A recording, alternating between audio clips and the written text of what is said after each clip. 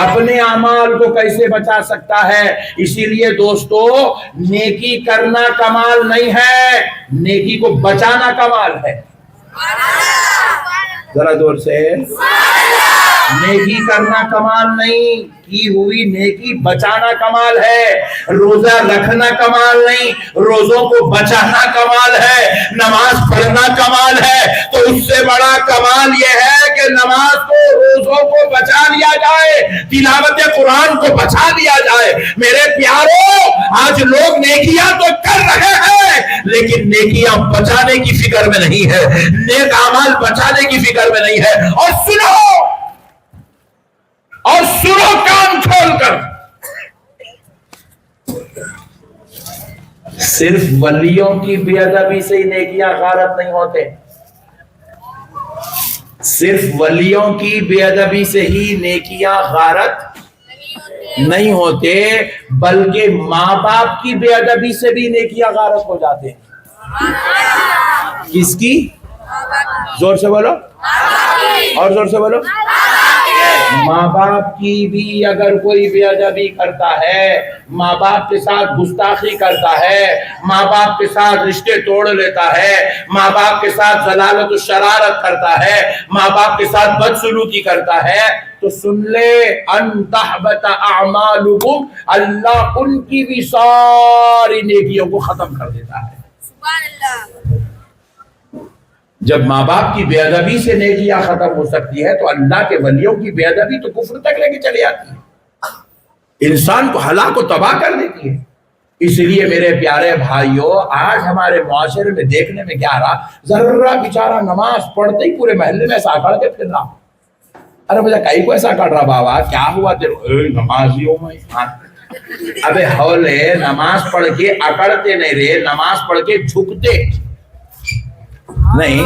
دیکھو، جس پیڑ پہ جب تک پھل نہیں رہتا انہیں اکڑ کے رہتا، جیسے ہی پھل لگا انہیں جھکنا شروع ہوتا۔ تو نماز کیا ہے؟ ایک نیکی کا پھل ہے۔ روزہ کیا ہے؟ ایک پھل ہے۔ زکوٰۃ کیا ہے؟ پھل ہے۔ تقویٰ کیا ہے؟ پھل ہے۔ پرہیزگاری کیا ہے؟ پھل ہے۔ انسان میں اگر تقویٰ آ رہا، پرہیزگاری آ رہی، عبادت آ رہی، تو انسان جھکنا، انسان عاجز بننا، منکسر بننا، اللہ کی طرف مائل ہونا، اور غرور نہیں کرنا، تکبر نہیں کرنا۔ شیطان عبادت کرا تو تکبر آ گیا، عبادت کرا تو غرور آ گیا، نیکی کرا تو اس کے اندر گھمنڈ آ گیا، اور اسی گھمنڈ نے اس کو تباہ و تاراج، ہلاک و برباد کر دیا۔ اسی لیے مسلمانوں، رب نے بتلا دیا لوگوں، وہ جنت میں رہ کے نیکی کر کے گھمنڈ و تکبر کی وجہ سے تباہ و تاراج ہو گیا۔ اگر تم دنیا میں رہ کر نیکی کرنے کے بعد اگر تم بھی گھمنڈ کرو گے، تکبر کرو گے، اکڑو گے، اگر غرور کرو گے، کیسا غرور؟ تم یہ کہو گے میں نمازی ہوں، رسول اللہ بھی نمازی تھے، میں روزے دار ہوں، غوث اعظم بھی روزے دار تھے، میں حاجی ہوں، غریب نواز بھی حاجی تھے، لہذا ہم میں اور ان میں کوئی فرق نہیں ہے۔ جب یہ گھمنڈ، یہ تکبر، یہ غرور بندے میں آ جاتا ہے، اللہ کی قسم وہ بندہ اللہ کے عذاب کا مستحق ہو کے جہنم کا کتا بنا دیا جاتا ہے۔ نمازوں کے بعد بھی وہ جہنمی، روزے کے بعد بھی وہ جہنمی، زکوٰۃ کے بعد بھی وہ جہنمی، عبادات کے بعد بھی وہ جہنمی، تقوی کے بعد بھی وہ جہنمی ہے۔ کیوں وہ جہنمی ہے؟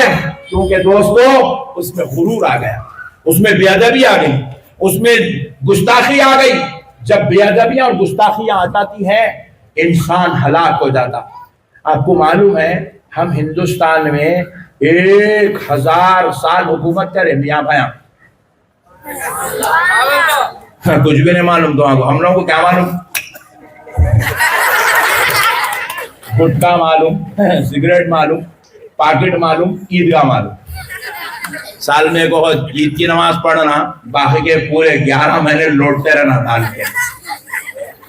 ہاں، ہمارا حال ایسی ہوگا، اسی لیے اللہ ظالموں کو ہمارے اوپر مسلط کر دیا۔ جب سے ہم شراب پینا شروع کر دیے، جب سے ہم زنا کو عام کر کے بیٹھے ہیں، جب سے ہم چوریوں میں ملوث ہو گئے، جب سے ہمارے ناپ تول میں چوری، ہمارے میٹروں میں چوری، ہماری جو ہے گفتگو کے لین دین کے معاملات میں چوری، ہمارے بیچنے خریدنے میں چوری جب سے آ گئی، اللہ نے ظالموں کو ہمارے اوپر مسلط کر دیا. لوگ میرے کو بولے مولانا آپ ذرا ای وی ایم کے خلاف تقریر کرو. میں بولا بے حول ہے، ای وی ایم کے خلاف تقریر کرنے کی ضرورت نہیں، تیری مکاری کے خلاف تقریر کرنے کی ضرورت ہے. انسان کے اندر پیدا ہونے والی شرارت کے خلاف تقریر کرنے کی ضرورت ہے. انسان کے اندر آنے والے فتنوں کے خلاف تقریر کرنے کی ضرورت ہے جو ہمارے دلوں میں پیدا ہو گئے ہیں. آج بھائی بھائی کا نہیں ہے، دوست دوست کا نہیں ہے، رشتہ دار رشتہ دار کا نہیں ہے. ارے حد تو یہ ہے، بیوی گھر میں رکھ کے شوہر بیوی کے ساتھ دغا بازی کر رہا ہے، بیوی اپنے شوہر کے ساتھ دغا بازی کر رہی ہے، باپ اپنی اولاد کے ساتھ بدسلوکی کر رہا ہے، اولاد اپنے باپ کے ساتھ نافرمانی کر رہی ہے. اب بتاؤ جب یہ رشتوں میں ہی یہ قدر قیمت ختم ہو گئی تو پھر اللہ تبارک و تعالیٰ اس قوم کو کامیابی اور کامرانی کیسے عطا کرے گا؟ میرے پیارے بھائیوں، اے چائے والے چلے جا باہر. انسانیت ختم، تعلیمات ختم، تہذیب ختم، تمدن ختم، انسانیت ختم ہو گئی. اس لیے آج ہمارا حال کتے بلیوں سے بدتر ہوگا، کتے بلیوں سے بدتر ہوگا ہمارا حال. مسلمانوں سمجھو، میں آپ کو عرض کر رہا تھا ہم 1000 سال تک اس ملک پر حکومت کریں، 1000 سال تک. آپ پوری 1000 سال کی تاریخ نکال کر شہاب الدین غوری سے لے کر میر عثمان علی خان تک کی پوری تاریخ نکال لو. آپ پوری دنیا کو چیلنج کر رہا ہوں میں، پوری دنیا کو. ایک بھی بادشاہ آپ ایسا نہیں بتا سکتے جو اولیاء اللہ کا گستاخ گزرا ہو پوری 1000 سال کی تاریخ میں. سرکار خواجہ معین الدین چشتی سے پہلے سے لے کر آج تک پوری تاریخ اٹھا کے دیکھ لو آپ. ہندوستان کی دھرتی پر جتنے بادشاہ آئے سب کے سب اولیاء اللہ سے محبت کرنے والے، بزرگوں کی بارگاہوں میں نظریں پیش کرنے والے. یہ جو بڑی بڑی گنبدیں بنی ہوئی، سرکار یوسف شریف بابا کی گنبد دیکھ لو، حسین شاہ ولی سرکار کی گنبد دیکھو، سرکار حضرت بندہ نواز کی گنبد دیکھو، حضرت شاہ راجو خطال کی گنبد دیکھو. یہ جتنے گنبدیں کون بنائے؟ ہم لوگ بنائے. کب کی بنی ہوئی ہے بھائی یہ گنبدیں؟ 600 سال پہلے. کون بنائے؟ اس وقت کے بادشاہ بنائے. کیسی گنبدیں بنائے؟ ارے ان کے مقبروں کو انہوں نے اتنی بڑی گنبدیں نہیں بنائی، ان کے باپ داداؤں کی خبروں کو انہوں نے اتنا عالی شان نہیں بنایا. انہوں نے حضرت شاہ راجو خطال کی مزار پر جتنا بہترین گنبد بنا دیا. انہوں نے حضرت بندہ نواز کی بارگاہ میں جتنے بہترین گنبد بنائے. کیوں بنائے؟ اس لیے بنائے کیونکہ وہ جانتے تھے یہی وہ لوگ ہیں جن کی دعاؤں سے ہماری نیا چلنے والی ہے. جب انہوں نے ان کا دامن پکڑا 1000 سال تک میاں بھائی اس ملک پہ حکومت کرتے رہے. 1000 سال تک، 1000 سال تک. لیکن جب ہمارے دلوں میں بے ادبی آ گئی، گستاخی آ گئی، شرارتیں آ گئی، بدخصلتیں ہو گئے، اور یہ اللہ کے تعلق سے سوچنے لگے رہائی کی نہیں کی، کرنا کی نہیں کرنا کی، آنا کی نہیں آنا کی، جانا کی نہیں جانا کی، پیرا پڑھنا کی نہیں پڑھنا کی، ہاتھ لگانا کی نہیں لگانا کی، پیشانی رکھنا کی نہیں رکھنا کی، چھوڑنا کی نہیں چھوڑنا کی. یہ جو جھگڑوں میں پڑ گئے، اللہ رب العزت نے مسلمانوں سے وہ سلطنتیں چھین لی، وہ عزتیں چھین لی، وہ مقام چھین لیے، وہ مرتبے چھین لیے، وہ شان چھین لیے. اور کیا ہوا؟ صرف 70 سال گزرے، آج مسلمان غلام بنے ہوئے نظر آ رہے ہیں. صرف بے ادبیوں کی وجہ سے، گستاخیوں کی وجہ سے. آج مسلمانوں کے جتنے بڑے رہنما ہیں، پورے ہندوستان کی سطح پر دیکھ لو، جتنے بڑے رہنما ہیں وہ پورے کے پورے گستاخی اولیاء ہیں، پورے کے پورے نبی کے علم غیب کا انکار کرنے والے، نبی کی تعظیم کا انکار کرنے والے، نبی کی بارگاہ میں سلام و فاتحہ کو شرک، بدعت، حرام، ناجائز سمجھنے والے. جب ایسے نالائق، گستاخ، بے ادب مسلمانوں کے رہنما ہو گئے تو اللہ نے مسلمانوں کے اوپر سے اپنی رحمتوں کو اٹھا لیا. مسلمانوں پر سے اپنے فضل کے دروازے اٹھ گئے، مسلمانوں پر سے اپنے کرم کے دروازے اٹھ گئے. میرے پیاروں، اللہ کا واسطہ مسائل کو سمجھو. اللہ رب العزت کو گناہگار قبول ہے مگر بے ادب قبول نہیں ہے، گستاخ قبول نہیں ہے، گستاخ قبول نہیں ہے، بے ادب قبول نہیں ہے۔ اس لیے مسلمانوں، ہم نے بے ادبوں کو پورے ہندوستان کے مسلمانوں کے جو ہے حالات ان کے سپرد کر دیا، بے ادبوں کے سپرد۔ گستاخوں کو ہم نے اپنا مسلمانوں کا رہبر اور رہنما بنایا، جس کی وجہ سے آج پورے ہندوستان کے مسلمان پریشان حال ہیں۔ کوئی ہماری رہبری قابل قبول نہیں ہے، کوئی کسی داڑھی والے کی بات نہیں سنی جا رہی ہے، کسی شملے والے کی بات نہیں سنی جا رہی ہے۔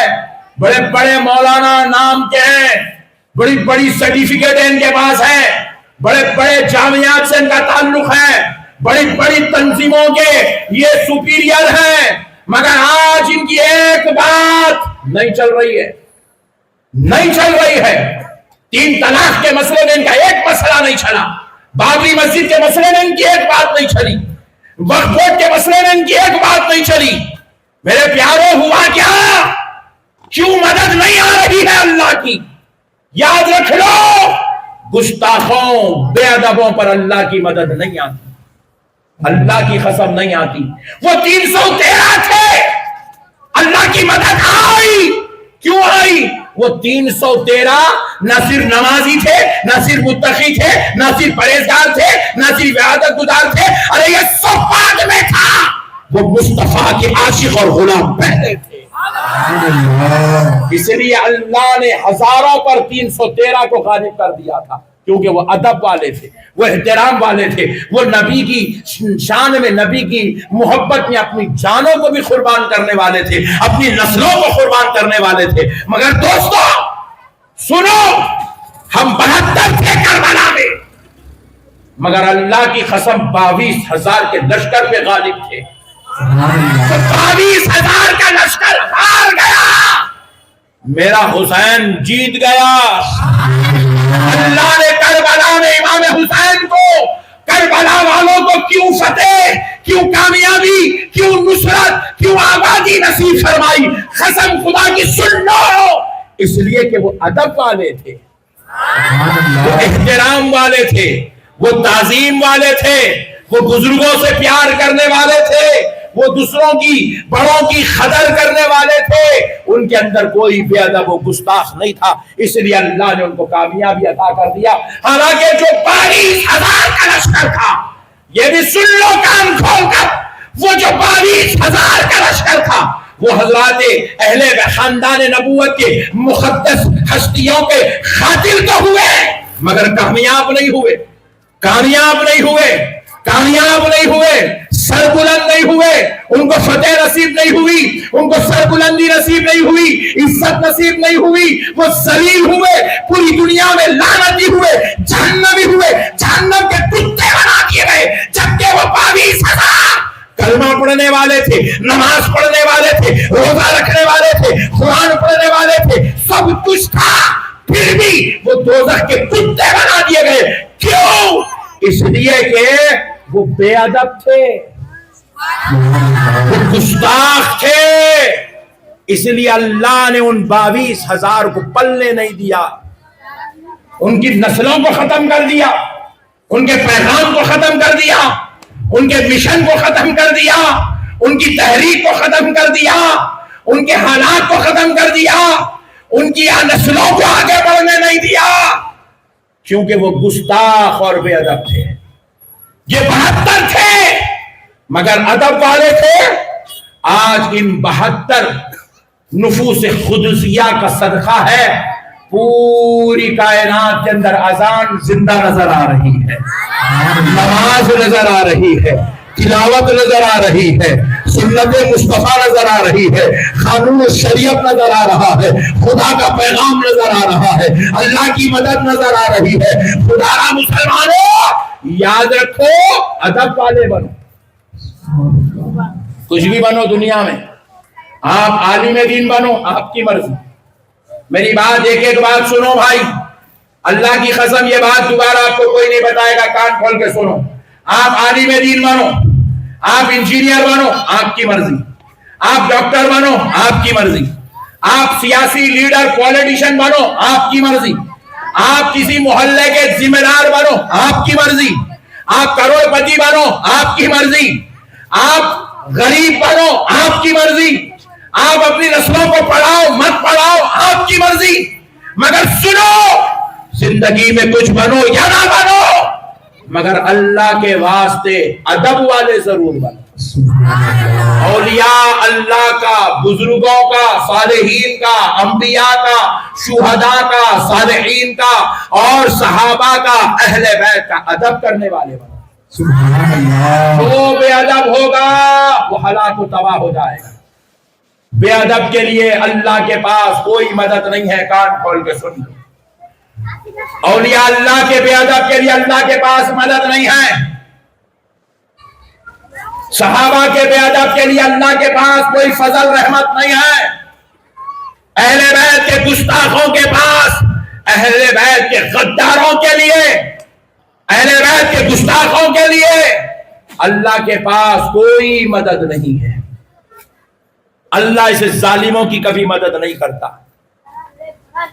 میرے پیارے بھائیوں، ایک بات بتاتا ہوں، انشاءاللہ آپ کا ایمان تازہ ہو جائے گا، آپ کو بات پوری میری سمجھ میں آ جائے گی. آج ذرہ پیسے آتے کی پٹھا بزرگوں کے خلاف بولنا شروع کر رہا ہوں، میں ان کو نہیں مانتا. ابے تو کون ہے رے دیڑھ ہوشیار؟ تیرے کو اللہ دولت دیا یا تیرے کو اللہ پوزیشن دیا، عہدے پہ بٹھا دیا، یا اللہ تعالیٰ تیرے کو جو ہے کچھ منصب دے دیا، تو تیرا کام کیا ہے؟ عاجز بننا، منکسر بننا، اللہ کی بارگاہ میں جھکنا، اللہ کا شکر ادا کرنا. اللہ نعمت دیا، منصب دیا، عہدہ دیا، وہ شرک ہے، وہ حرام ہے، وہ ناجائز ہے. وہ پٹھے، تمہارے کو وضو کا طریقہ نہیں معلوم، تمہارے کو شرک کیسے معلوم ہو گیا؟ ایسے ایسے لوگ شرک و بدعت پہ بات کر رہے میرے بھائی، جس کو خود کے نام کا معنی نہیں معلوم ہے. اب انہیں بحث کر رہا شرک پہ بدعت پہ، بڑے بڑے باتاں بیٹھ کے معتبری کے وہ باتاں ایک لمحے کے لیے نہیں سوچ رہا. بات اگر غلط ہو گئی کہ اللہ غضب میں آ گیا، اللہ ناراض ہو گیا، میری آخرت تباہ ہو جائے گی، میری زندگی ہلاک ہو جائے گی، میں غارت ہو جاؤں گا، سوچ رہا ہے یہ پٹھا بیٹھے بیٹھے ارے موئے جی بول کے بزرگوں کی گستاخی کر رہا، غوث اعظم کی گستاخی کر رہا، غریب نواز کی گستاخی کر رہا، بندہ نواز کی گستاخی کر رہا، بڑے بڑے اولیاء اللہ کے بارے میں بالکل غلط غلط باتیں کر رہا ہے. نعوذ باللہ من ذالک، استغفر اللہ. اب سنو میری بات دوستو، اللہ کو حاضر ناظر جان کے بولو، یزید جنتی ہے جہنمی ہے؟ پکا؟ کیوں یہ پیچھے والے نہیں بول رہے نا؟ ٹینشن میں ہے کیا؟ بولو نا جی، تم لوگ خالی گھومی ہے صاحب. دیکھو، یزید صحابی کا بیٹا ہے، پوائنٹ ٹو بی نوٹڈ، بہت بڑی بات سمجھا رہا ہوں سنو. یزید صحابی کا بیٹا ہے، یزید کے دادا صحابی، یزید صحابی کا پوترا ہے. یزید ام المومنین کا بھتیجا ہے، رسول اللہ کی زوجہ کا بھتیجا ہے یزید. حضرت معاویہ کی بہن رسول اللہ کی زوجہ ہے، رسول اللہ کا سسرالی رشتہ دار ہے یزید. صحابی کا بیٹا، صحابی کا پوترا، ام المومنین کا بھتیجا، رسول اللہ کا سسرالی رشتہ دار ہو کر بھی یزید جنتی نہیں ہو سکا.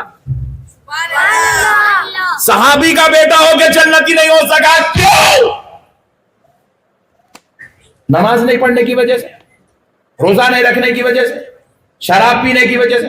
ایسا بولے تو پھر ہمارے معاشرے میں کتنے ہیں بھائی، بے نمازیاں کتنے، شرابیاں کتنے، جواڑیاں کتنے، خطرناک لوگ کتنے.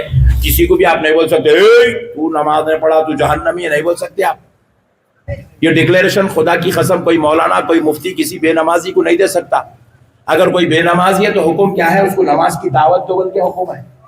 کوئی شراب پی رہا تو اس کو پکڑ کے شراب چھڑانے کا حکم ہے.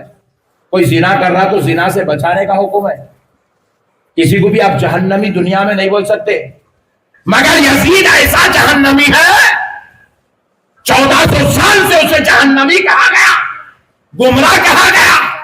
اسے کافر کہا گیا، اسے بددین بد مذہب کہا گیا.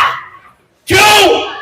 نمازیں چھوڑنے کی وجہ سے یہ نہیں بولا گیا، روزوں کی وجہ سے نہیں بولا گیا، شراب پینے کی وجہ سے نہیں بولا گیا، برہنہ عورتوں کے ساتھ ننگے ناچنے کی وجہ سے نہیں بولا گیا، یزید کو جہنمی، کعبے کے خلاف کو آگ لگانے کی وجہ سے نہیں بولا گیا، یزید کو جہنمی، مسجد نبوی میں اونٹوں کو باندھنے کی وجہ سے نہیں بولا گیا. سن لو مسلمانوں، یزید کو جہنمی اس کی بے ادبیوں کی وجہ سے بولا گیا، کیونکہ وہ خاندان نبوت کا گستاخ اور بے ادب تھا، اہل بیت کا غدار تھا، اہل بیت کا دشمن تھا، اہل بیت کا باغی تھا، اہل بیت کے ساتھ بدسلوکی اتنی کرا کہ ان کو کوفہ میں بلا کے میدان کربلا میں قتل کروا دیا، شہید کروا دیا. اس گستاخیوں، اس بے ادبیوں کی وجہ سے اس کو جہنم کا کتا بولا گیا. میں آپ سے ایک لمحے کے لیے آپ کی غور اور آپ کی توجہ کا طالب ہوں، آپ کی فکر و فکر کا توجہ کا طالب ہوں کہ بھائی، جب گستاخی اور بے ادبیوں کی وجہ سے صحابی کا بیٹا جنتی نہیں ہو سکا، گستاخیوں اور بے ادبیوں کی وجہ سے صحابی کا پوترا جنتی نہیں ہو سکا، گستاخیوں اور بے ادبیوں کی وجہ سے ام المومنین کا بھتیجا جنتی نہیں ہو سکا، تو پھر 14ویں صدی کا ملا مسجد میں ٹھہر کے اگر اولیاء اللہ کی گستاخی کرے گا، صحابہ